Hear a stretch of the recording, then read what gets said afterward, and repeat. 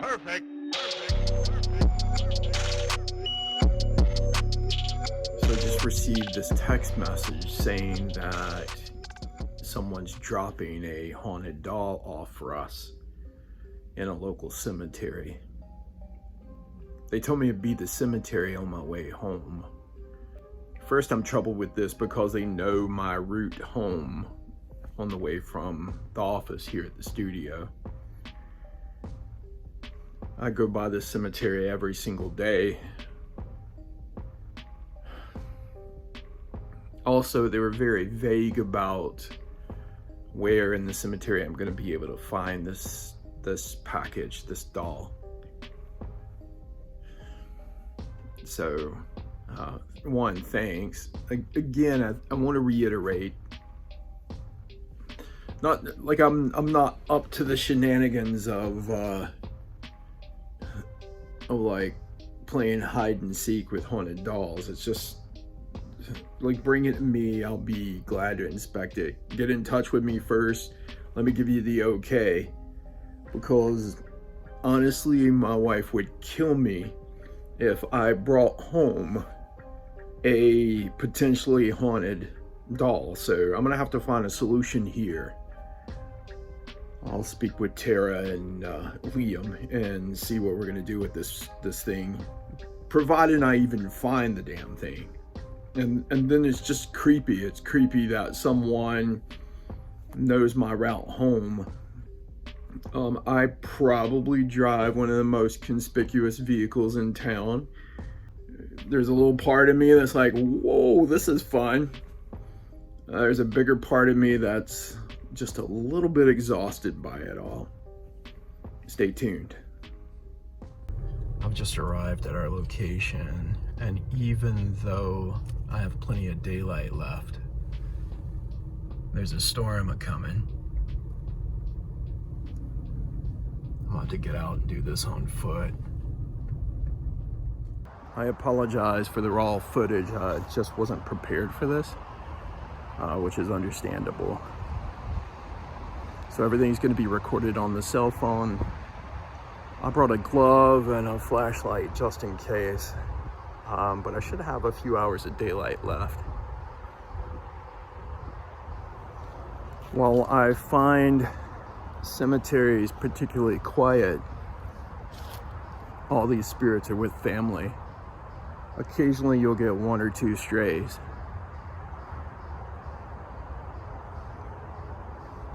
But over top all of that, I feel like I hear something that says, "Let me out.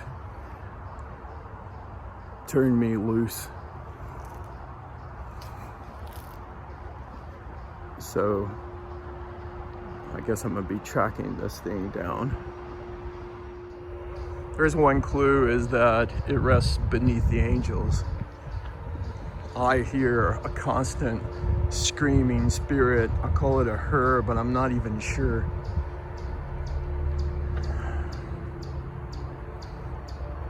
That's like, untie me, let me loose. You couldn't have chosen a more quiet place to put this thing. There's quite a few angel statues around here.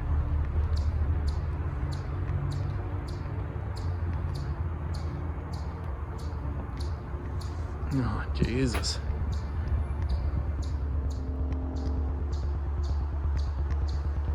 There's like a constant layer of spirit voice that says, "Come get me. Come and find me."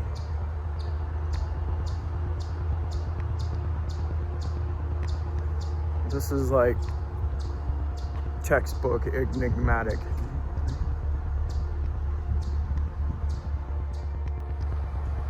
I just heard a laugh. All of this seems like it's coming from the same spirit. I'm gonna do my best not to focus on some of the more recent names in this cemetery. out of respect for family members. While this is a resting place for our human remains, basically the vessel that we are, I don't often find spirits attached to cemeteries. At their first opportunity,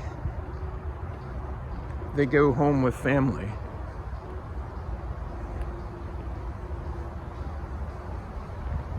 And at some point they cycle back around again. Used to be that I'd take my lunch in a cemetery way back in the day in York, South Carolina. Sorry if you see cuts, it's because I've seen a few people drive through with cars, and rather than blurring license plates, it's easier for me to cut them out. I am lured in this direction. Oh, that's not the best word to use. Drawn. I am drawn in this direction.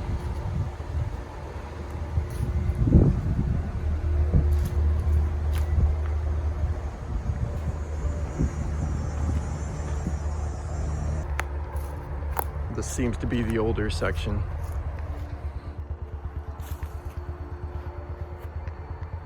I hear the constant call of "let me loose." It's like it's just piercing my head, my skull.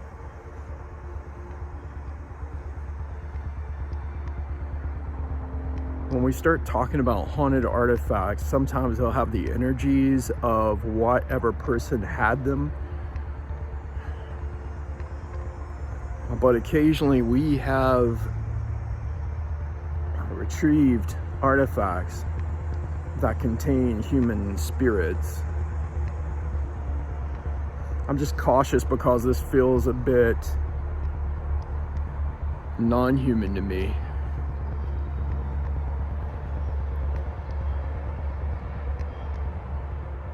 Or potentially the spirit of someone who has forgotten how to be human.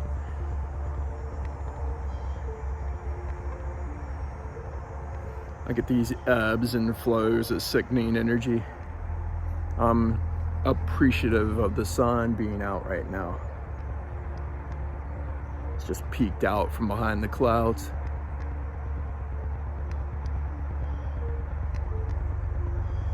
I can't be too far from it.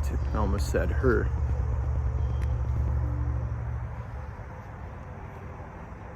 Let me loose.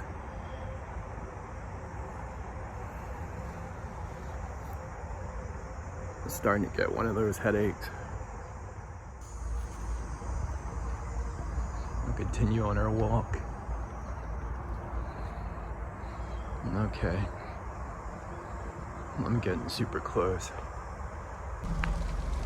I can feel all these ebbs and flows of energy. Just completely negative energy. And what we have is the only angel around here. So I'm betting this is the location. Yep.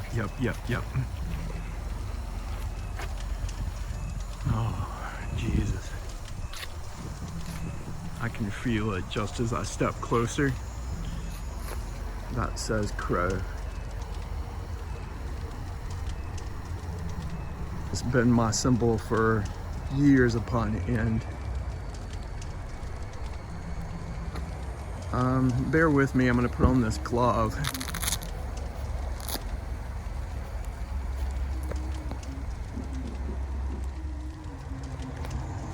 So we'll see what we get. I'll only be handling this with one hand since it's just me out here.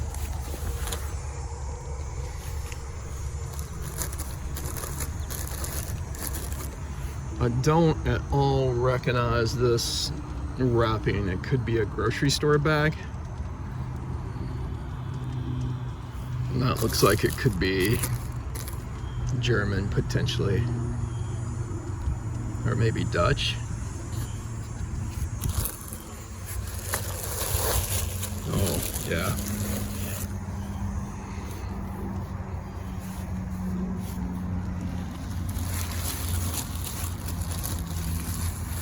All right, it's simply a bag rolled up. Maybe we can do a little research and see what this store or retailer is.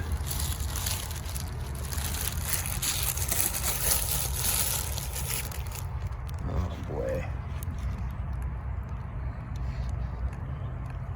I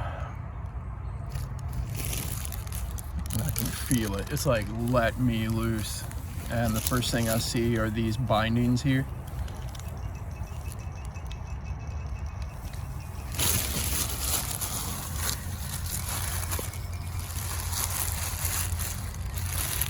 That was the first thing I heard from the spirit.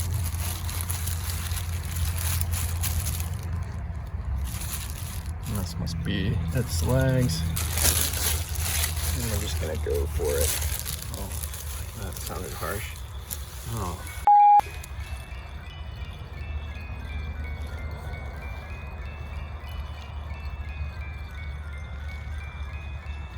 What is that?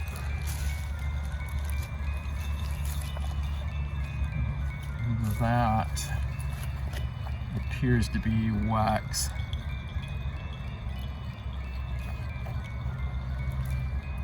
And it gauze over its eyes, or tape.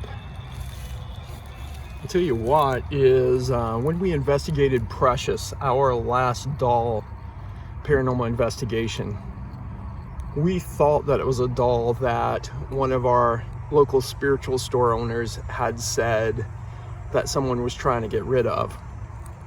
But if I remember correctly, he also told us the eyes had been taped shut. So I'm a little suspicious that this is the doll that he was talking about. When I tried to get more information from the person who texted, they wouldn't give me anything. I tried to call the number and it said it was unlisted. I tried to call it no more than 10 minutes later and it said it was like unregistered, or that number is no longer in service. So we're talking about cryptic. Here's my ask, is that whenever you have an artifact like this, one, treat it with respect or dignity,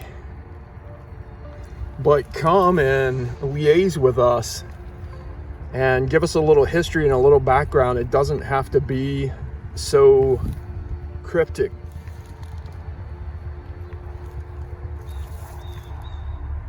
And then the bag, it's like, I do not recognize this chain at all.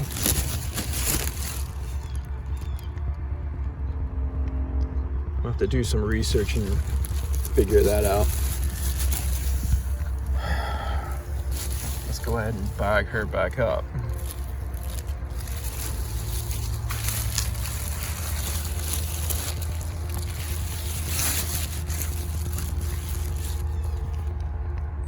What is that?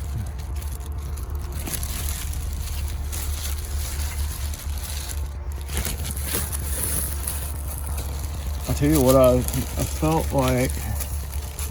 Yeah, look here. There's salt of some sort and other things within the bag. Somebody has been trying to secure this. But add that with crow and the angel.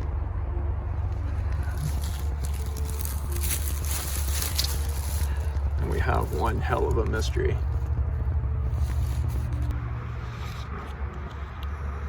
I brought a glove because you never know who's trying to like punk you or what you might find.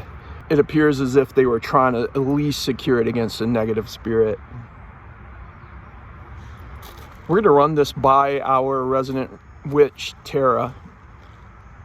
Whenever we have any information that might deal with, or any questions that deal with hexes or spells or puppets or any manner of artifacts, we usually pull Tara in. I don't feel comfortable bringing this into the studio or my office. I don't feel comfortable bringing it into my home. Even after I secured it, I wouldn't know. I just don't trust it. I can feel it through this bag. It's just like screaming at me every second. It's like letting me out. I have such a desire to tear the tape, the bandages off of its eyes, and to cut this cord. But I sure as hell won't. It's not happening. I'm trying to think of a plan. I guess the best case scenario is that we tuck it away in the woods or something. We have a lot of locations that we go to because we're avid hikers where we never see any other hiker. God, this thing is screaming at me.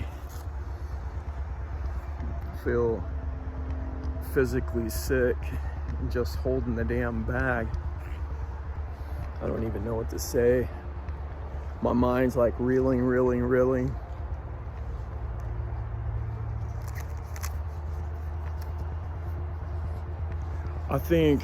I know that after we aired the episode of the mystery doll, and that episode aired on Real Hauntings, that we kind of got the reputation for receiving haunted artifacts. Most people contact me and they'll ask me if I want one.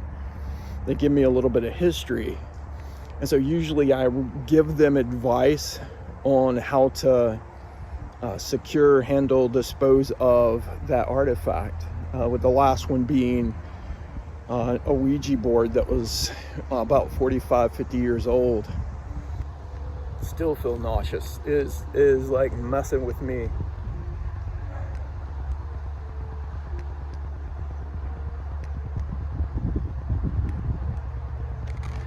We at a later date will gather as a team and we will conduct a paranormal investigation of this doll. Until that time, it will stay in an undisclosed wooded location. The spirit's like drilling a hole into my head.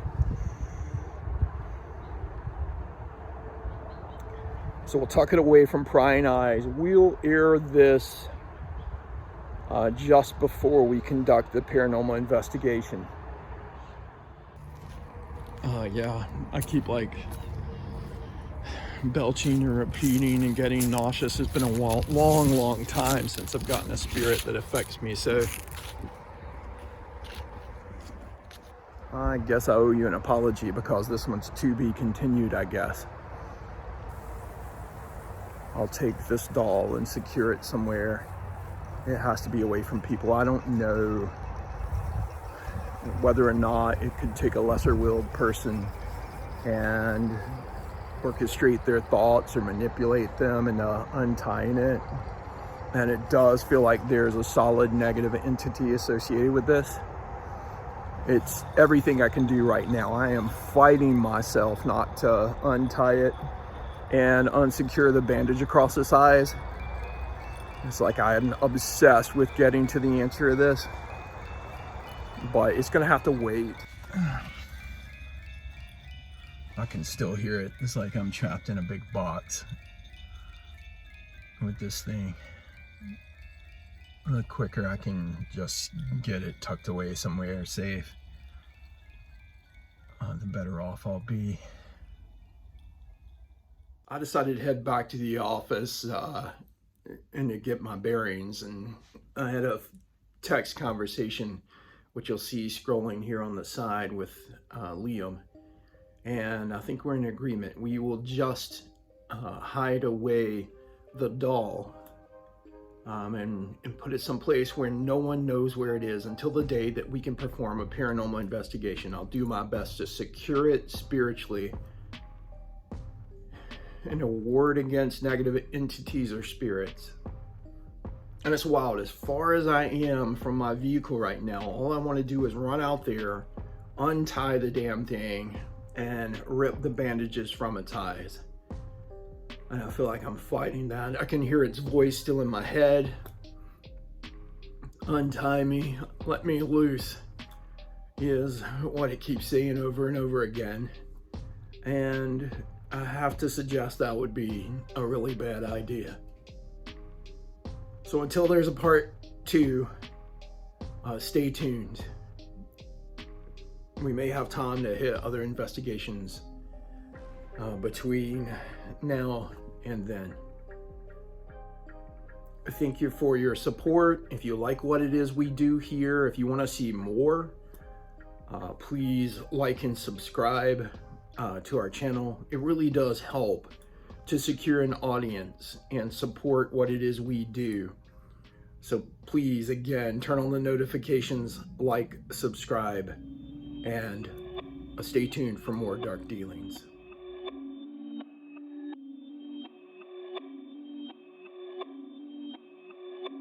Perfect.